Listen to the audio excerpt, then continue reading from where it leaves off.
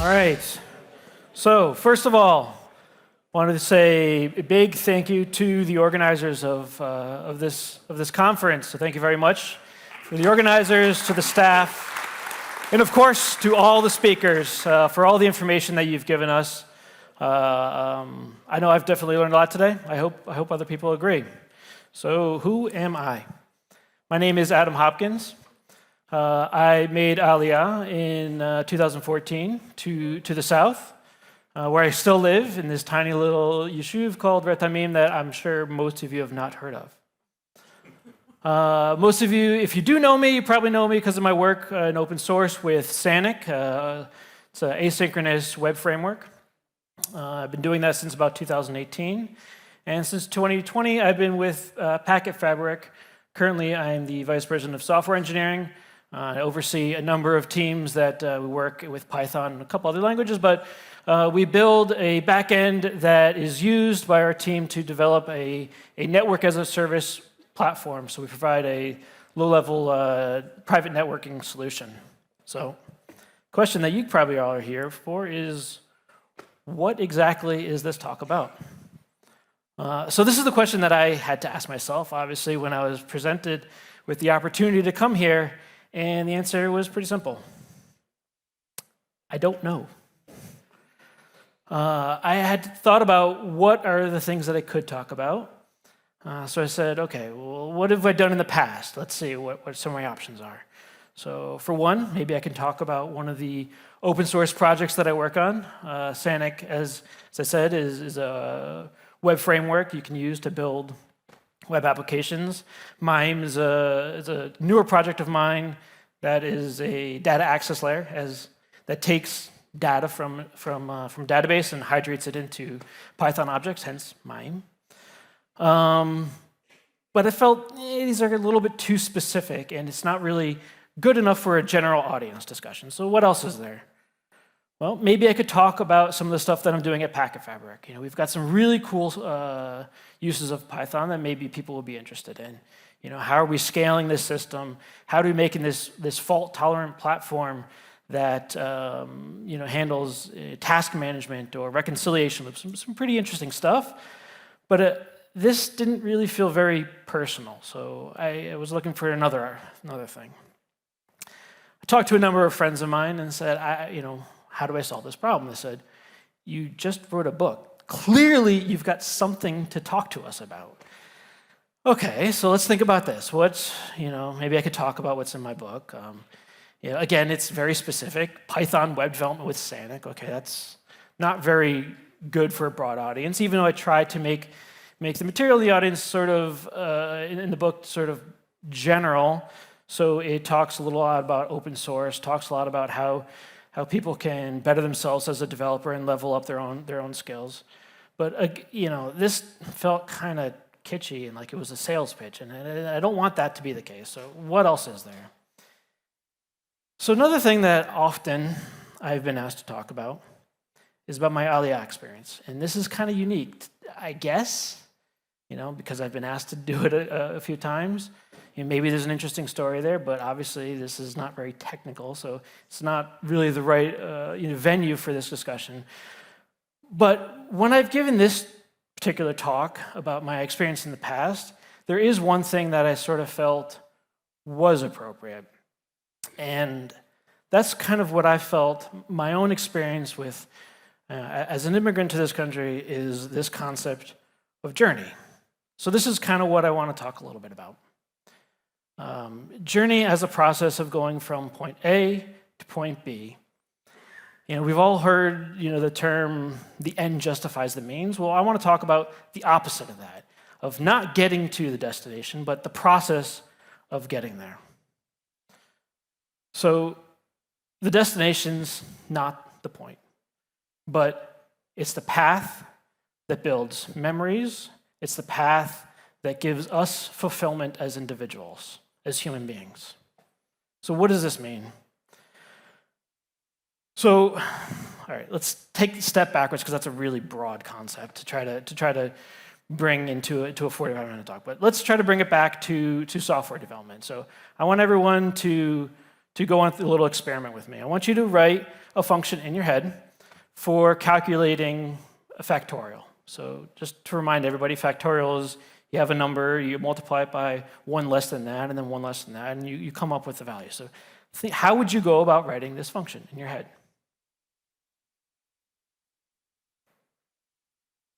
Maybe you wrote this. I'm going to guess most of you are probably not writing assembly in your head. But why not, right? This does exactly what it says. Somewhere in there is a 5, right? I had to hard code the value into this. But somewhere in there is going to calculate the factorial, and it's going to give you the output. So why don't we do this? Why don't we write code this way? Well, because it's kind of hard to write.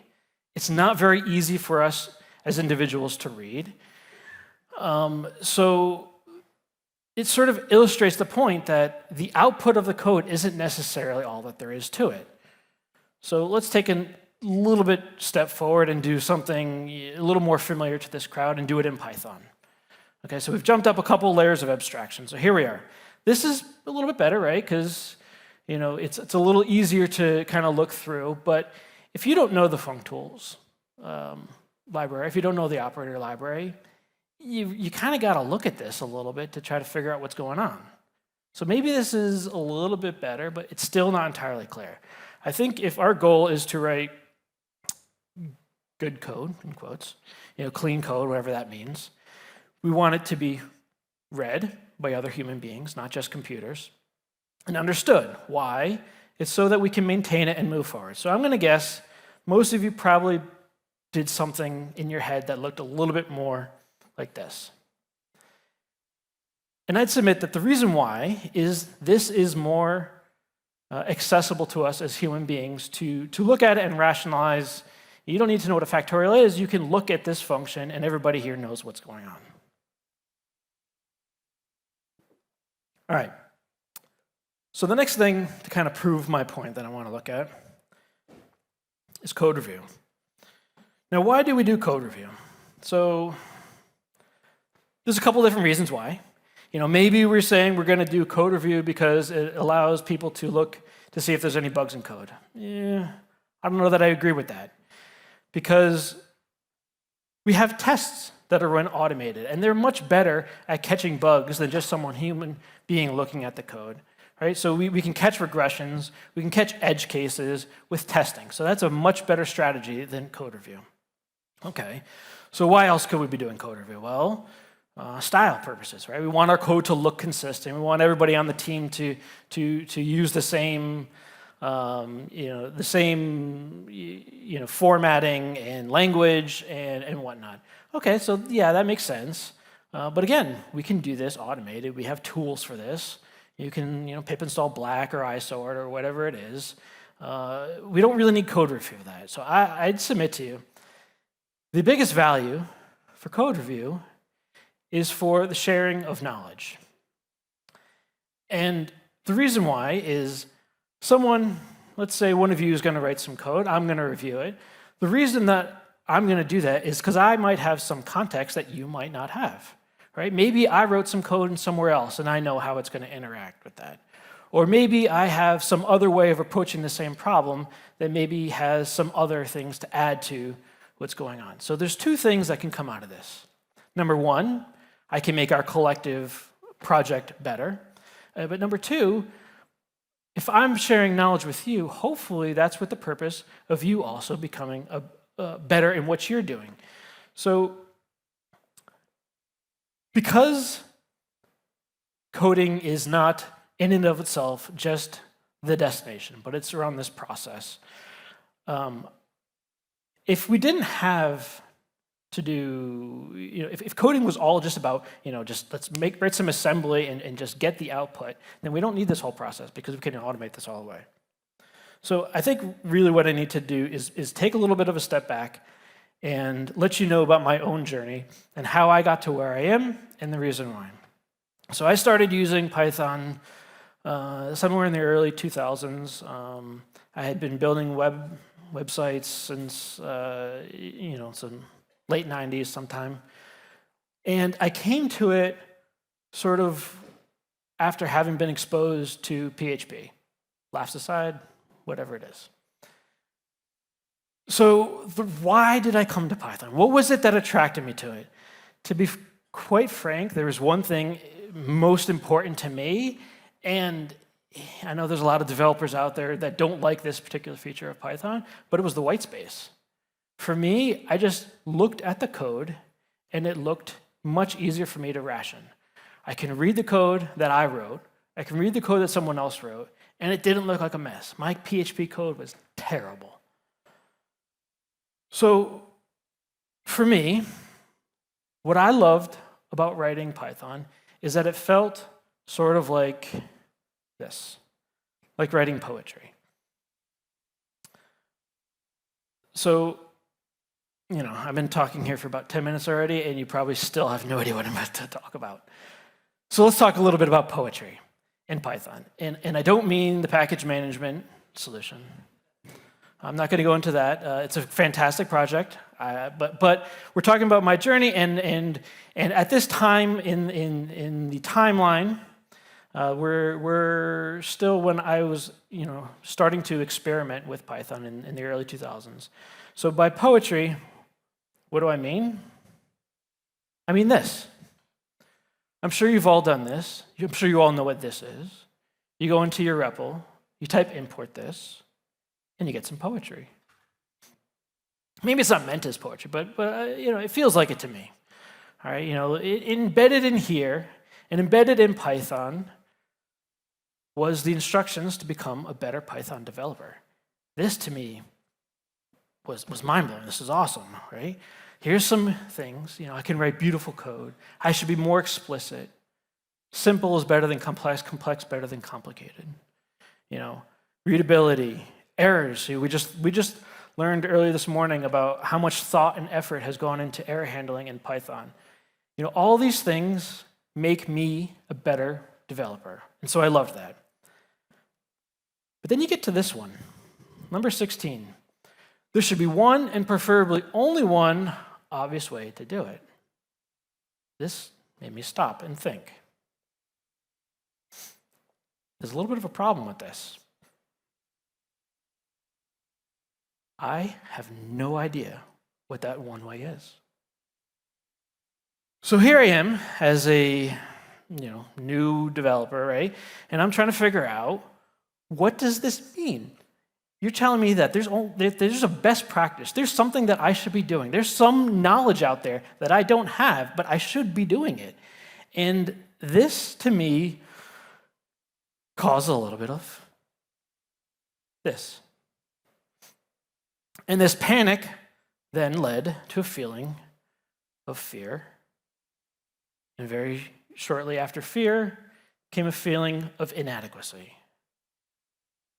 And so between these three things, panic, fear, and inadequacy, I started to go down this path of figuring out, how do I do anything in Python, right? There's got to be a best way to do it. So I would go and I'd say, I want to build whatever. Now we've got to figure out what's the best way to do that. And I wouldn't stop until I found it out.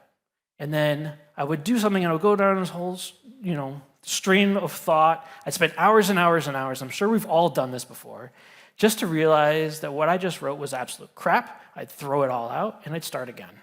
And this happened over and over and over again. So this feeling of panic, fear, and inadequacy, this is exactly what I felt when I was asked to stand here in front of you and give a presentation. Why is that? So, okay, I didn't really want to go into to having to talk a lot about my history, but I kind of need to for you to understand this next point. First, by the way, this cute little picture here, my daughter drew this for me. That's supposed to be me. So first of all, you all should know that I am not a programmer, or at least not a classically trained one. I've been doing web development for 25 plus years, but I don't have a CS degree. I never went to a boot camp. I've got zero formal training in software development at all. All of my experience is just what I learned and what I taught myself. My undergraduate degree is from the George Washington University in DC. I studied international affairs. After that, I went on to law school, and I started a career as an attorney. I'm a licensed attorney in the US,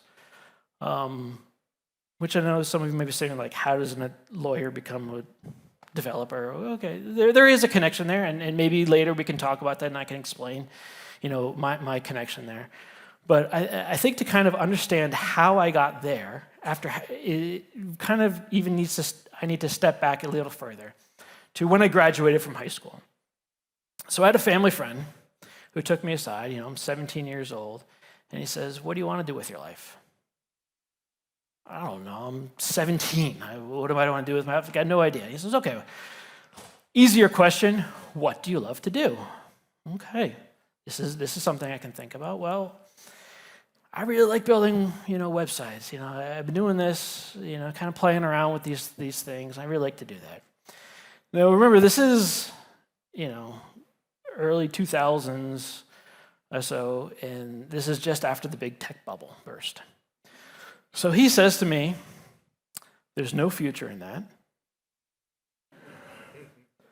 You're never going to get a job. The internet is just a fad." Clearly, this is obviously some of the worst advice I've ever gotten, but this is where I was, and so I thought, okay, great. Now I got to go figure out what it is I want to do with my life. So, I went to law school.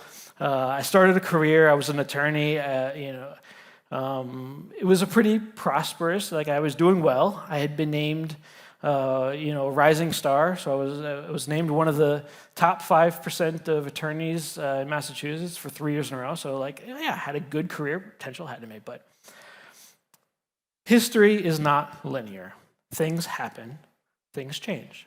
So in 2014, I found myself sitting in a 50 square meter caravan with 3 children, in the middle of the desert, of course, and I needed to figure out what it is that I'm going to do next. My Hebrew was not strong enough that I could practice law here.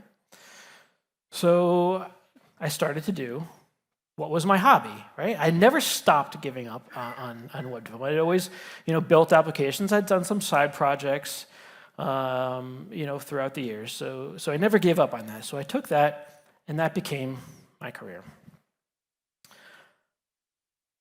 So it's kind of, I kind of feel like I'm a very lucky individual. And I say this, to anyone that I talked to about this, is for me, coding was always a hobby. It was always just something that I started, as a teenager that I was really interested in, and it just kind of stuck with me. And eventually, I turned that into my second career, and it's something that I absolutely love. So when I sit down and I go to work, or when I sit down and do something for fun, that line is very blurry. So the thing is, this was not as easy as that sounds, right? I don't have any formal training. So when I did start my career in this industry, I didn't have any background. I didn't really know what I didn't know. And I didn't feel like a real developer. There's this term, engineer. Like, that sounds like so high in the cloud. Like, what does this mean to be a software engineer? I didn't feel like that. It's because of panic, fear, and inadequacy. When you put those together, as I'm sure you probably have heard this term before, it was imposter syndrome. So I'm not a psychologist, obviously, but I think that imposter syndrome is something that everybody understands and experiences. And what do I mean by this? It's the thought that you introspect yourself, and you've got this little inner voice that says, my skills, my accomplishments, my knowledge, my experience, whatever is not good enough, because someday somebody might find out that I'm a fraud. And this kept me back for a long time. Okay, how do I know that everybody goes through this? We're going to play a little bit of a game, okay? In just a moment, I want to call somebody up here, and we're going to do a little bit of a live coding demo, okay? To determine who's going to come up here, I'm going to ask everybody to check underneath your seats for a little card. If you've got a black card, you're going to be asked to come down. So just in a moment, let's count. 1, 2. Just kidding. There's no cards. I'm not going to make anyone come down here and do a live demo. But I'm going to go out on a limb that at least one of you, probably several of you, had a little bit of a feeling of panic, of I might be sitting in the black seat. I might have to go down here and type and code in front of all these people. This is imposter syndrome. So let's go on a little adventure. We're gonna meet this guy named Arthur. Okay? Arthur wants to become an artist. Get it? Arthur, artist.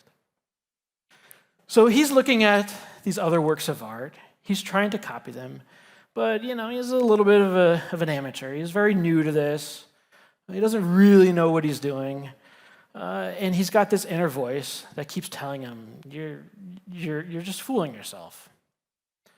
You're never going to be able to reproduce this stuff." So what does he do? He sits in his basement. He doesn't let anyone kind of see what he's doing. He kind of does this for himself. Now, just as an aside, this idea of imposter syndrome, this is not something that's unique to our industry. I mean, this applies to just about anything in life. Anyone else that's ever, my other big experience with this, obviously, is being an immigrant to this country. If any other Olim are out there, I'm sure you probably can identify with that. But let's take the story of Arthur and his, travels through panic, fear, and inadequacy, and let's connect this back to the poem, to import this. So what we're going to do is just kind of go through this and try to see if we can make some sense of it. So first up, we have this line: "Beautiful is better than ugly." Okay. So here's Arthur. He's really kind of excited, right? He's doing some stuff. It's really kind of fun. He enjoys his artwork, but he doesn't really want anyone to see it. He feels a little vulnerable, even to the people that are closest to him. He's got this inner voice that's winning the debate, and so he's not showing it to anybody. And this is sort of, I think, a case where a lot of people that are new to the industry are exactly here. And here's an example from my own personal self. Back, when I was starting out, before there was a Stack Overflow, if I needed help, I had to go find somebody to help me out. So what did I do? Usually what I would do is I go to, some bulletin board somewhere, and I'd post my code, and, similar to Stack Overflow, I guess. And they would give me help, and I kind of go from there.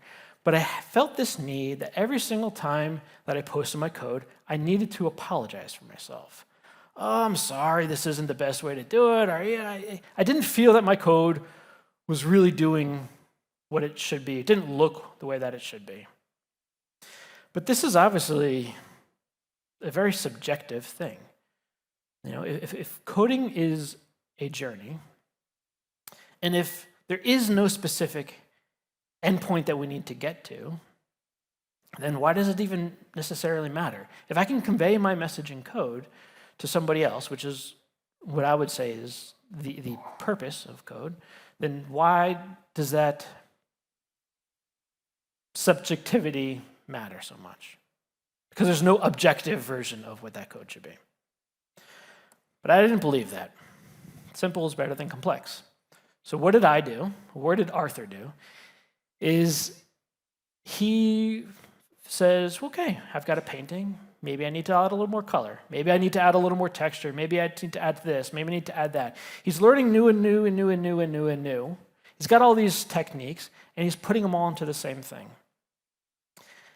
And then, of course, his thing becomes a monstrosity, and he got to throw it out, and he got to start all over again because it feels like it's a failure. So he does it again, and new and new and new and new and new and new. And therefore, it becomes a cycle. So I remember the first time that I kind of came across this concept of creating an object. I thought, wow, this is fantastic. I've got state, I've got methods. I can put it all into this one little bundle. And I just kind of ran with it. And at the time, I think I was trying to make like a little templating engine or something like that. I had some problems, so I posted my code. And, my code was, hundreds of lines long of this big object that had all this stuff going on in it, and I couldn't get it to work.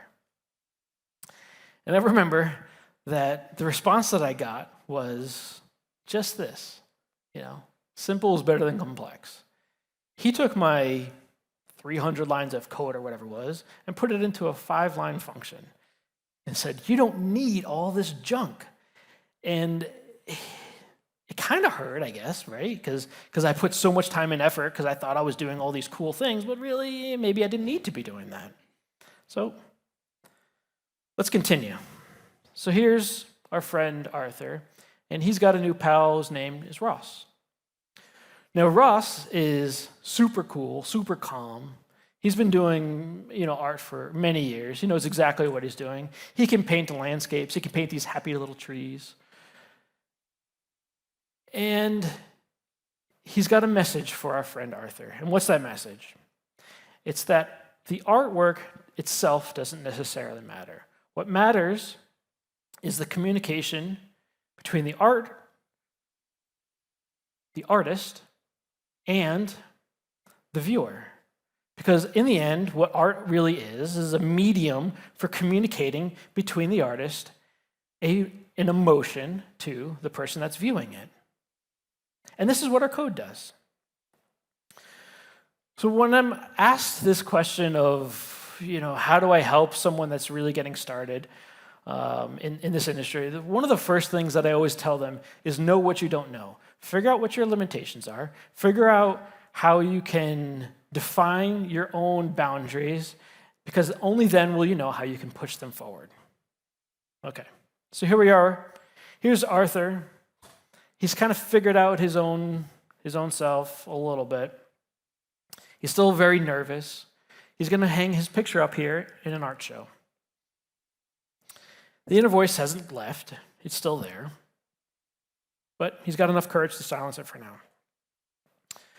So I'm going to take a step backwards from Arthur and talk a little bit about kind of my own journey with open source, because this is how I personally came to deal with this issue. So Sanic was an early kind of experiment with this new thing called async IO back in 2016. And the project was dying a little bit because people weren't so interested. And this is when I kind of came into it, because I was kind of trying to keep this thing alive and try to figure out how we can push it forward. And little by little, I realized that I was working with people that I could help. They would ask me questions, and all of a sudden, I'm the authority on how to use this thing. And I'm helping people that were in my shoes previously, saying, what do I do next? And for me, looking back 5 years later that I've been working with Sanic, the most rewarding part, and the reason why I still do this, and the reason why I'm still participate in this project, is that I love the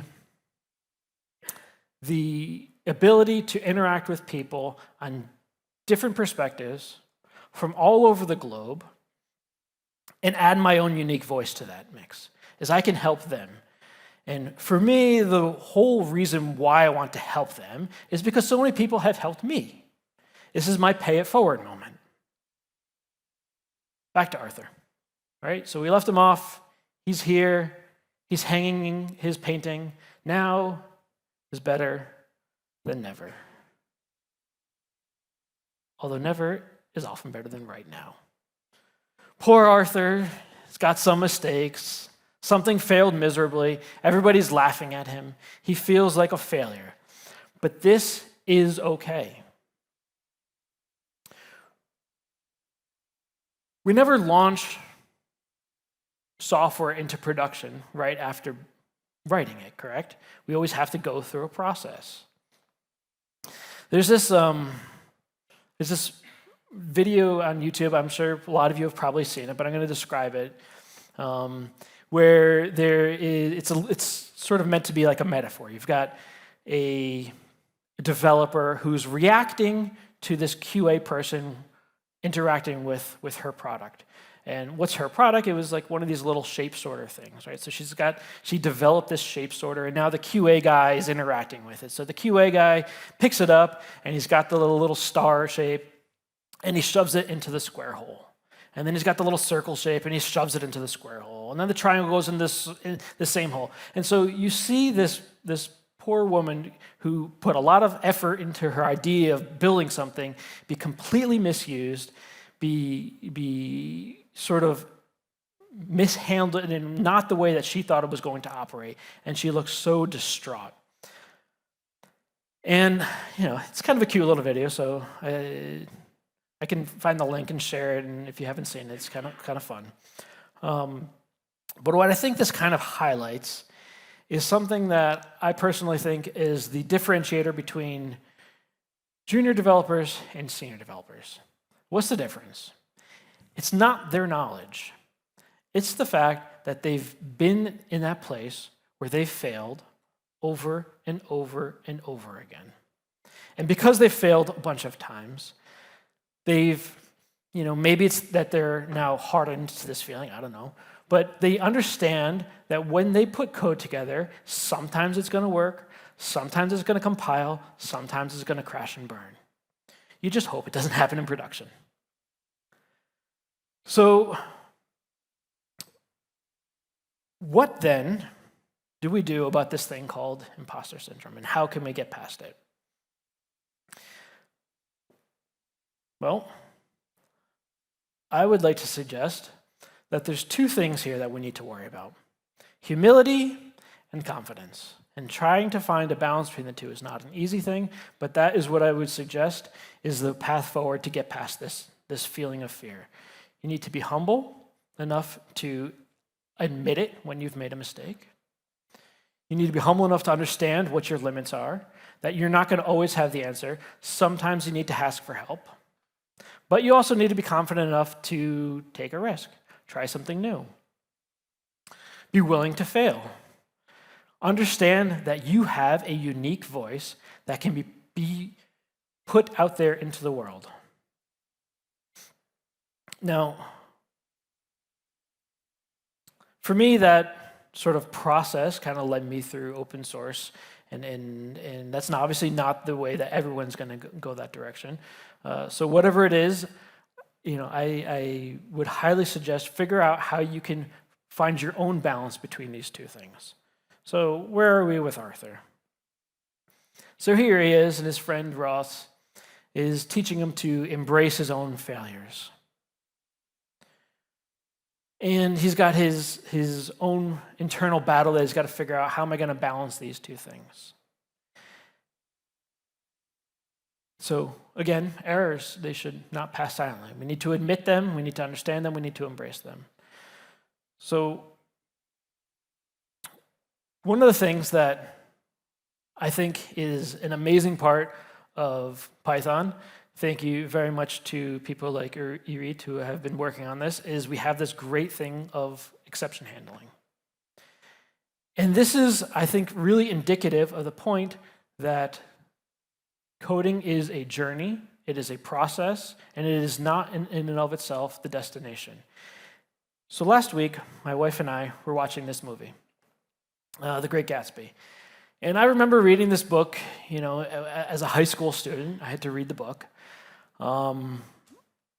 Just so you guys know, I might give a little bit of the movie away. I'm not going to apologize if there's any spoilers, because the book is like 100 years old. So if you don't know how it ends already, sorry.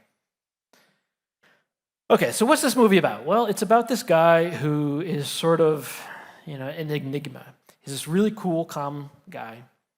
He's got a lot of money. He throws these huge, lavish parties. People are looking up to him.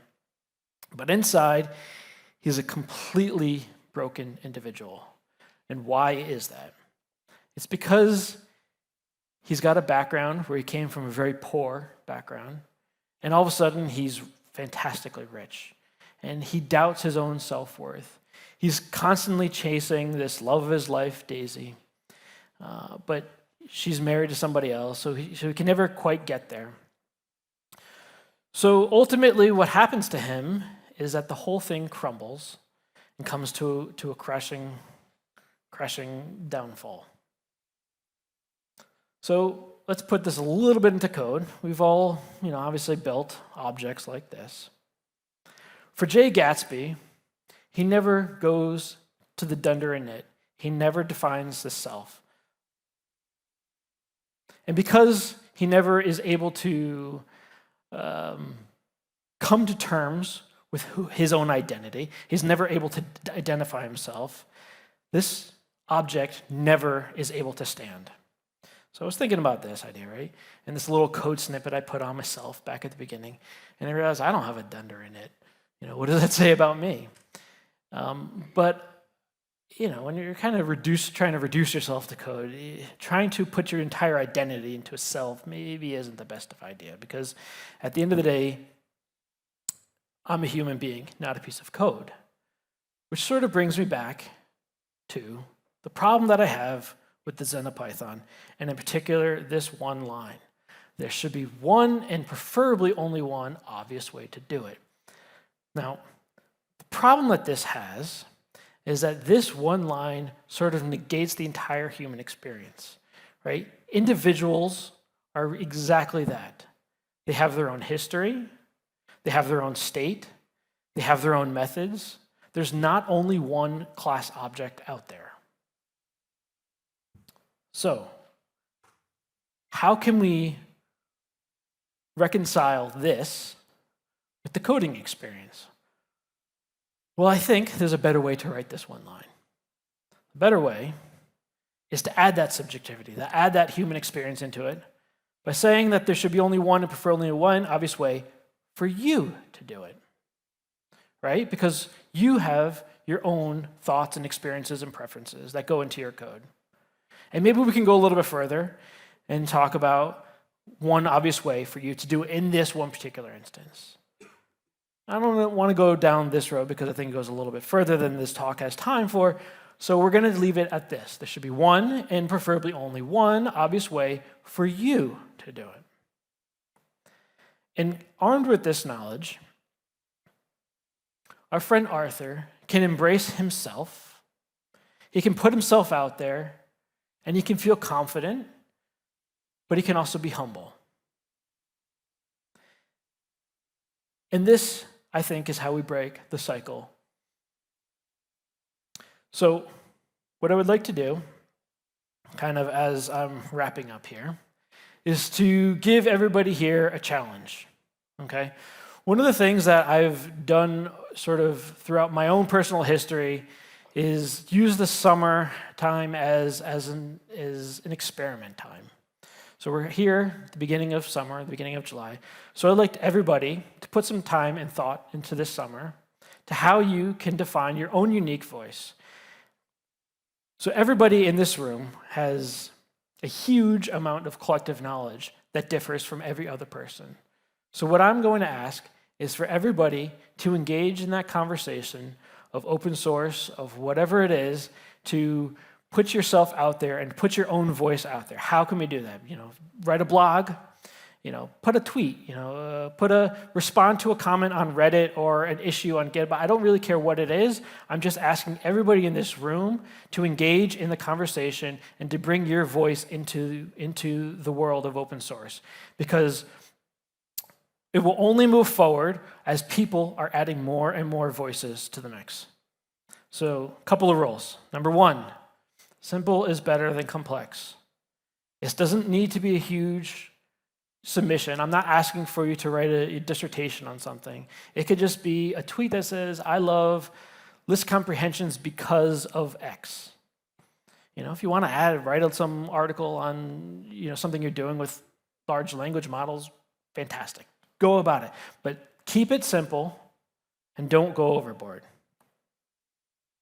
Okay, I said you have until the end of the summer, but let's do it now. And the reason why I say that is because now you have the energy.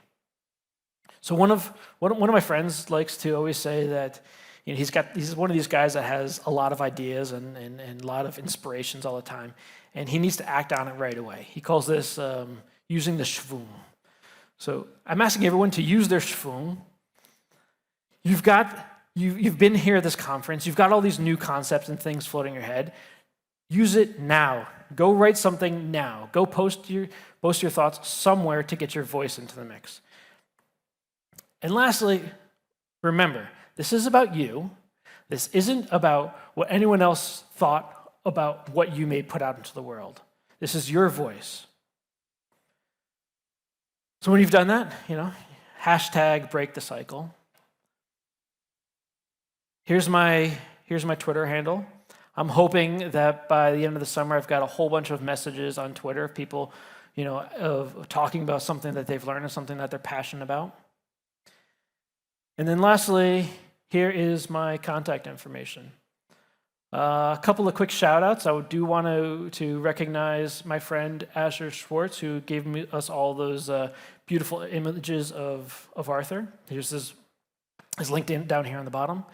And the last thing I want to do is put a big thank you out there to my beautiful wife, Rachel, who has been my partner on my journey and has enabled my journey from A to B and from wherever it goes from here on forward. Thank you very much.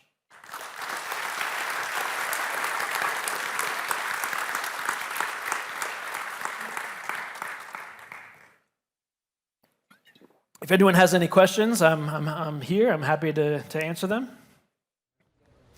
Okay, so the question was, I said that I'm a lawyer, so do I have any thought of trying to combine the two and go forward with it? Not really. So there was a time when I was actually, getting myself involved, and the FOSS project. If you're familiar with the FOSS project, they one of the things that they offer is this sort of free legal advice on open source licensing. So I was kind of interested in pursuing that, pushing that forward. But I guess on that topic, sort of the reason for me, the connection between my legal career and my career now as a software engineer is the idea of problem solving. So for me, I was given a set of tools of a legal framework to work in, and my job was to solve a problem, and that's the exact same thing that I'm given now. I've got tools, I've got options, I need to solve some problems in front of me. And that's what I really like to do. So do I need to connect the two? In my mind, I've already done that. I get out of software engineering what I got from my legal career. All right, so the question was, what do I think about the idea of fake it until you make it, which is sort of the classical solution to how do you fight imposter syndrome? Absolutely. The problem that I have is that you can get very easily lost in that.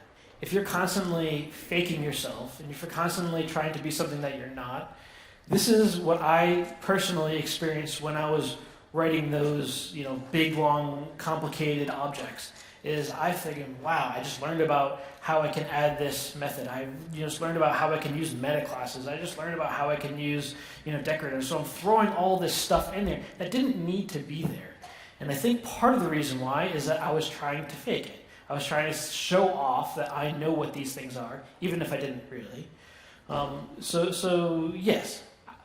I think the bigger thing to take out of that expression is the idea of consistency and the idea of persevering and the idea that you need to be constantly pushing yourself forward. And I think that's what I tried to get out of the concept of know what you don't know, which is understanding what your limitations are, because when you understand your limitations, you can push that boundary. But I do think the idea of pretending to be something that you're not, maybe it works for other people. It does not work for me. All right, excellent. Thank you very much, everyone.